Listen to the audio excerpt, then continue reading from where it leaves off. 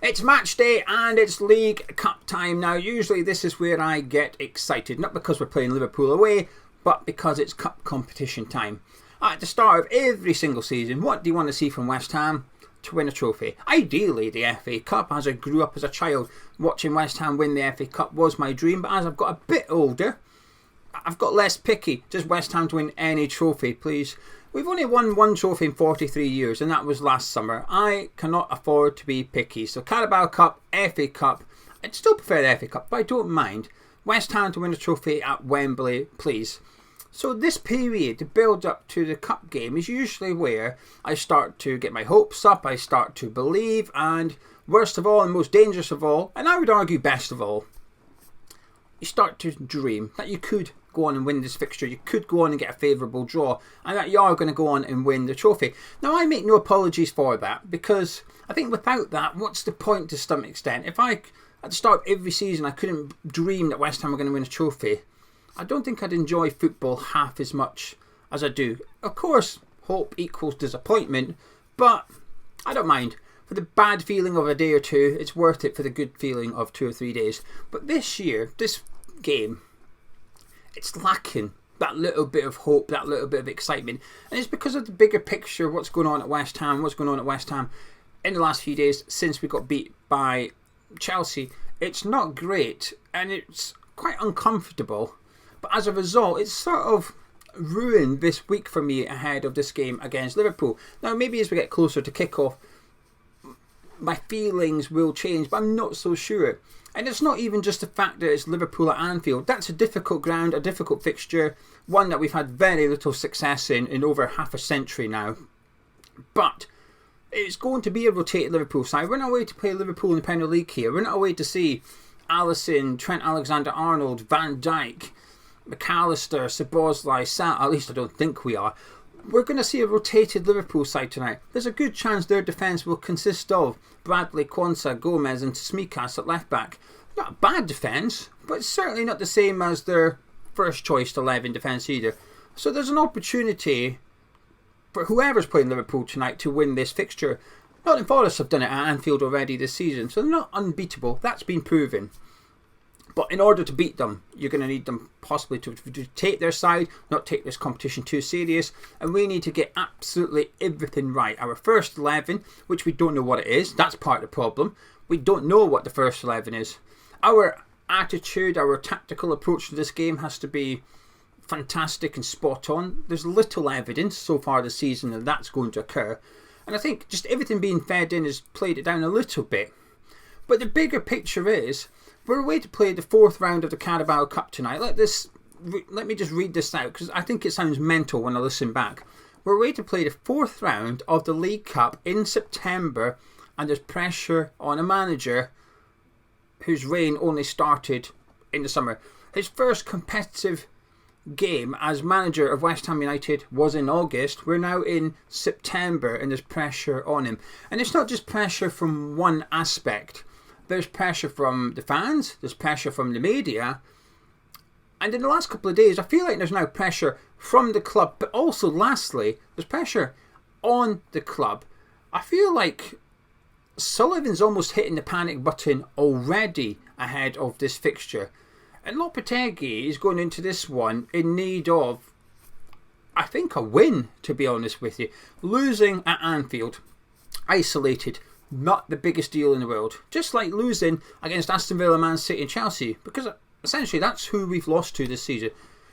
Not a big deal isolated, but when you look at the performances, when they're all in a small space of time, when there was question marks over Lopetegui's appointment already, before, when he was first announced, that was it. There was a big question mark. I'm not sure about this one, Sullivan.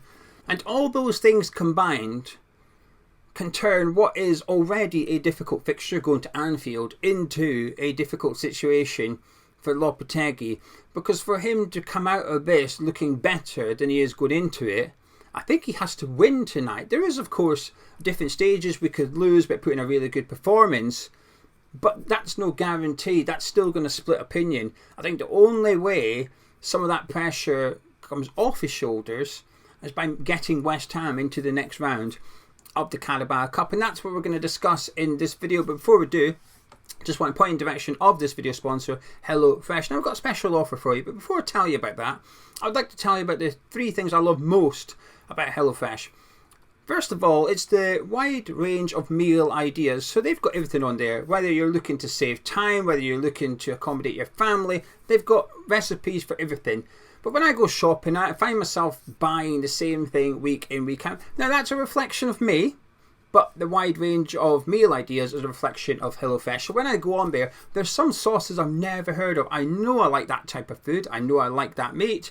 I'm going to give that a try. So I'm discovering new foods every single time I order something from HelloFresh. Number 2, it can be time saving. There's some meals on there that are ready in just 20 minutes. From turning your cooker on to sitting down at your table, it takes just 20 minutes using their easy to follow recipe, which leads me on to number 3. All the fresh ingredients arrive on your doorstep on a day which you select, and those ingredients are already made for you. They're pre-measured, so there's no wastage of food, and it just makes it simpler to cook. It really is fantastic. I absolutely love HelloFresh. Now, that special offer we've got for you is to give you 60% off your first box plus free desserts for life. Now, to get that offer, there's 3 ways of going about it. First of all, you can use our code, which is HelloHammers60. Put that in to the discount code space and you will get that offer. Number 2, you can use the link that's in the description below. If you click that link, the offer will automatically be applied to your basket. You don't need to insert any code. And number 3 is the QR code. Simply scan it with your phone. Now, if you're on a phone, you think, I can't scan it. A trick I learned last year, if you screenshot it right now, and then later on go into your photo gallery, tap on the QR code, and it will still work. Technology is impressive, isn't it? But not as impressive as HelloFresh. 60% off your first box, free desserts for life. Simple, sorted, and that's just the meals that you make. Moving back to West Ham, something that isn't going to be simple and something that I don't think is going to be sorted anytime soon.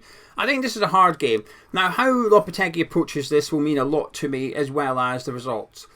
I find it difficult to like managers that don't take the cup seriously.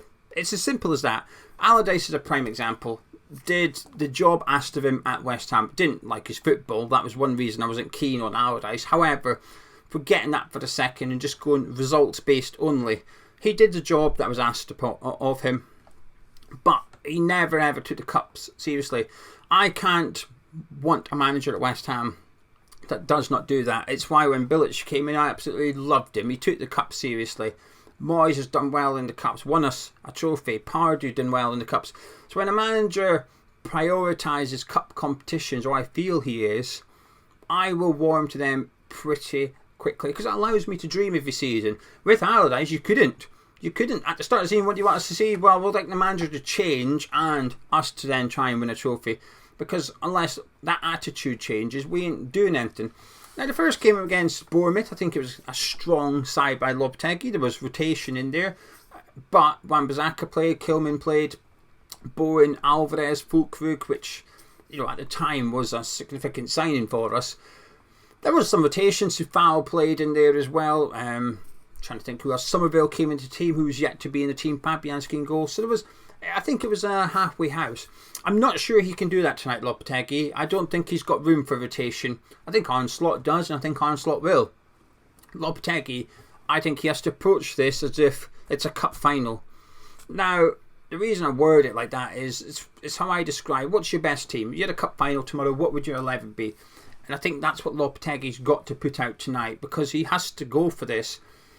If he wins, I think he's going to get a lot of credit in the bank. I'll give him a lot of credit if he wins, but also, like I said, tries to win. If we lose, it's not the end of the world, really. Going out of the Carabao Cup to Liverpool, it's not something to be embarrassed of.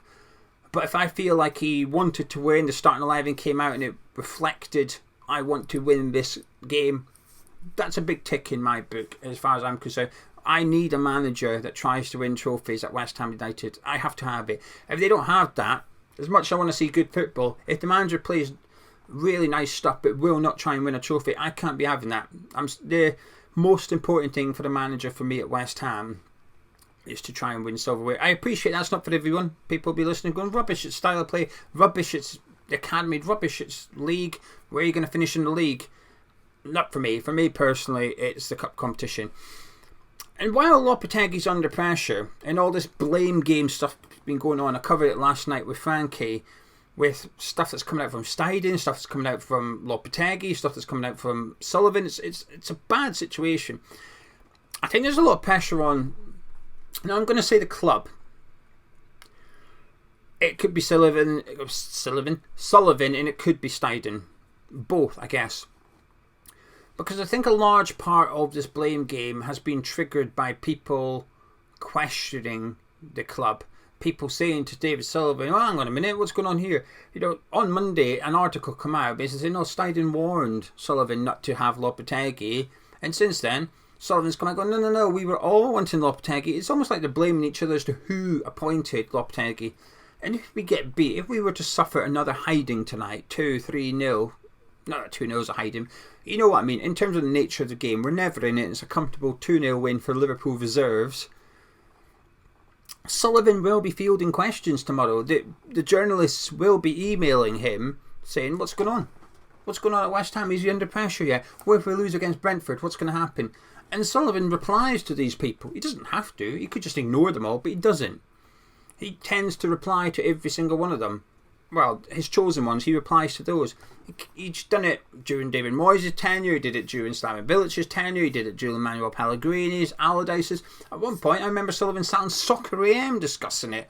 This guy is chatty, Sullivan, because it's about controlling the narrative. It's about what people think of him. And the last thing, Sullivan doesn't like to be embarrassed or questioned. Who does? And if we were to lose again, you almost get Steidten feeling, I need to back away from this appointment. Sullivan will be dragging him back, saying, it's not me, it's you. We were both in this.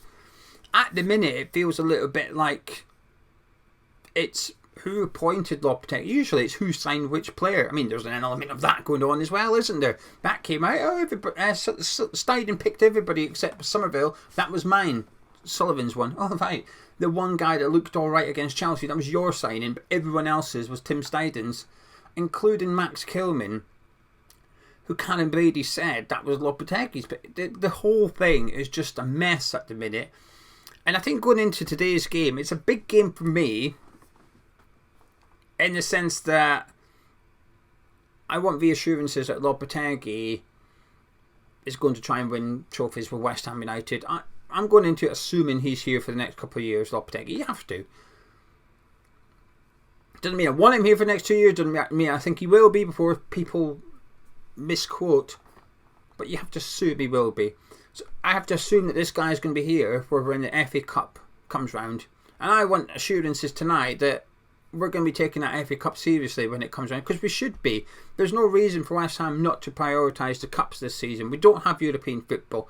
And I miss it, and I wish we had it, but there has to be advantages of having less fixtures compared to the likes of Liverpool, and that is Carabao Cup time. Liverpool have 8 group stage games in the Champions League. In previous seasons when we've had European football and we've gone out of the Cups, you can shrug. It's easier to accept it and go, well, we've got the Europa League, it takes priority over the Carabao Cup and FA Cup. It does. There's no excuses. There's no excuses for this game. Even if we'd won every single league game so far, we'd still be saying tonight we've got to go for this. We've got to put out the strongest team. We've got to go and try and win, and we've got to go and try and win this tournament. So tonight, bigger picture, I guess, for Lopetegui is getting the pressure off his back, and for West Ham, it's getting the pressure off Lopetegui. But for me, as a West Ham fan, it's reassurances that Lopetegui is going to try and win this competition, and it doesn't mean that we're going to win the game. Like I said, if he puts out a really strong 11 and we give it a real damn good go and we go out, I know his attitude was spot on. It might mean that tactically he was naive, that his 11 didn't work, or Liverpool were just really good, whatever. We'll discuss that in the match review. But in terms of the cup competition, when that lineup comes out tonight, I want to go, right, he's taking this seriously, and I hope we win, because I want to win this tournament. But I also want, for when the next round, if we were to win, I also want the excitement back. I want the hope back. I want my dream back that we can go on and win the Carabao Cup. 4 PM tonight, I might be thinking, I think we're going to do this actually. I hope, blah, blah, blah. But at the minute, it's just 24 hours till the game. At the minute, it's not there. I'm missing it. And I just think it's wild that we're going into the 4th round of a League Cup game with a manager who had his first competitive game a month ago. And we've got all this pressure on him. And I appreciate, by the way, that we as a fan channel play our part in that. However, I don't want him sacked, by the way. I'll discuss it just like I'm discussing it now.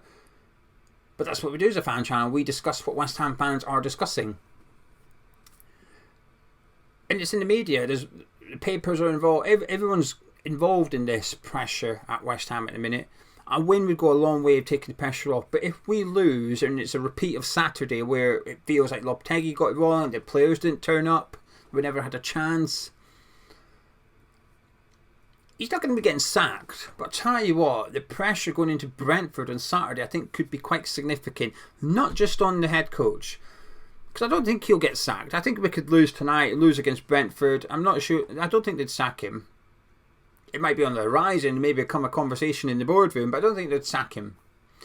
But what I do think would happen, and I'm quite confident would happen, is this emails and the phone calls that David Sullivan are getting would increase dramatically, but also Tim Steidten. And then there's the third thing in here.